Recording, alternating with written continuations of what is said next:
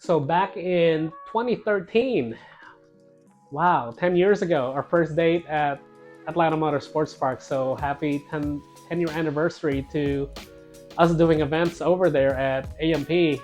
Jeremy and his team have been great to us over the last 10 years. And we plan to be there another 10 years and grow some more with AMP. But back to our first track day over there, I believe it was Cinco de Mayo, and you know how I like to title events. So what we said was, hey, listen, come do a track day and then you can celebrate and drink later, and celebrate Cinco de Mayo. But that event, I believe we had like 75 drivers. We had maybe 20 beginners on that very first day, 3 run groups. We didn't really have instructors back then. This was just friends and friends of friends and friends of friends of friends that want to go to a track day. So what we asked was for the red group to help out, instruct some of these guys in the green group, and just make sure that they were being taken care of. So I believe that lasted maybe 1 or 2 events until we went to 4 run groups. And when we went to 4 run groups, we did an intermediate 1, intermediate 2, which we later renamed intermediate 1 to solo. So it would just be like novice solo and intermediate, so the confusion's not there between 1 and 2. But novice solo is kind of like HPDE 1 in SECA and NASA. So when we first got started, when we instructed people, it was 1-to-1. That was the industry standard. That's what the standards did. That's what NASA did. That's what SECA did. So that's what we did, because that's what everybody was doing. And we made it work. We went to 4 run groups, so the instructors actually get a break. But what we found is that there's a lot of instructors out there they were doing this so they can get free track time. And we had to explain to them that, you're coming here is for you to give the students a really good experience on track.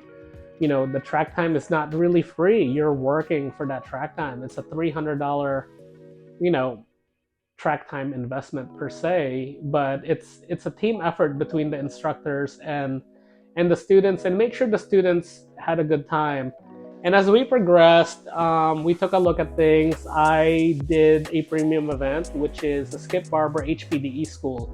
So I can take a look at what a premium experience would look like, which eventually came to us by doing our car control clinic and also the lead follow. So when we did the lead follow, Rick Stengard, who also instructs at Porsche Experience Center, came to me. It's like, hey man, do you want to do a lead follow program? And we were actually doing this before COVID. So we were completely ready for COVID. It was fall of 2019 when he came up to me. And what I was telling him was like, you know what?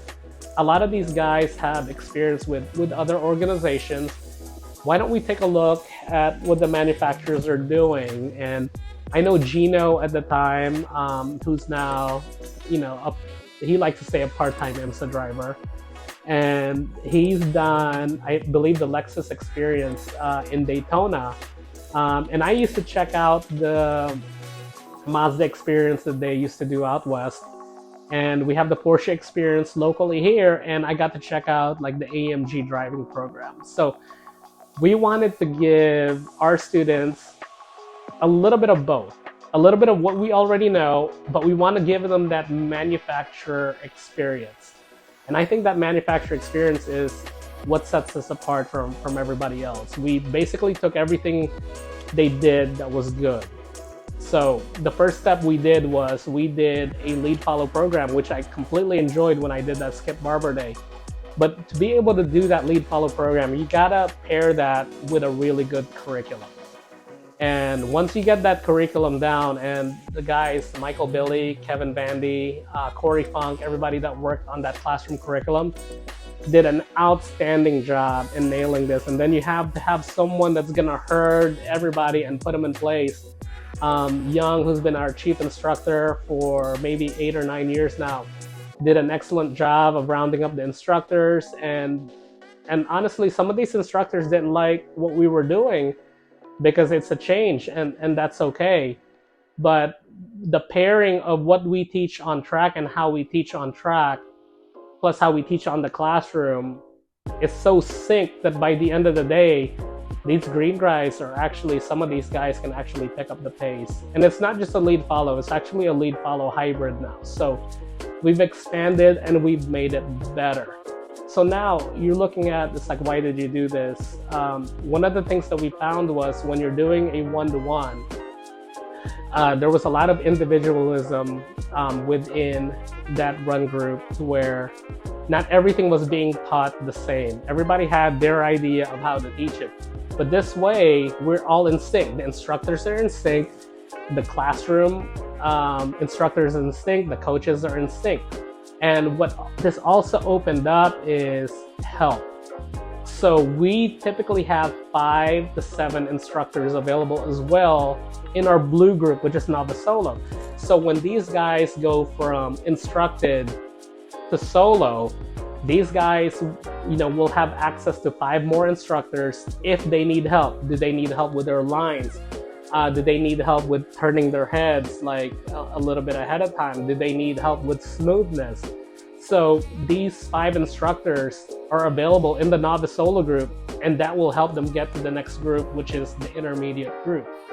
Once you get to the intermediate group, really, a lot of these guys are just looking to get faster and get a little bit more seat time and move up the red group, and sometimes in the racing. So that's why we got guys like Gina. We got guys like this guy right here, Patrick Wilmot, on the team. Guys that have raced in IMSA, guys who are actual coaches. We actually just picked up also Bailey Monette, who won the FE2 championship for SCCA. He wants to join, he wants to help out. Bailey's actually been sitting in some of the blue group novice solo classes.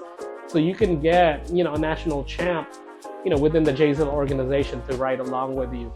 And I feel like, this brought a lot of cohesiveness between instructors, students, and also classroom, which makes the events a whole lot safer. And listen, if you're safe and it's low pressure and you're having fun, you're gonna learn something.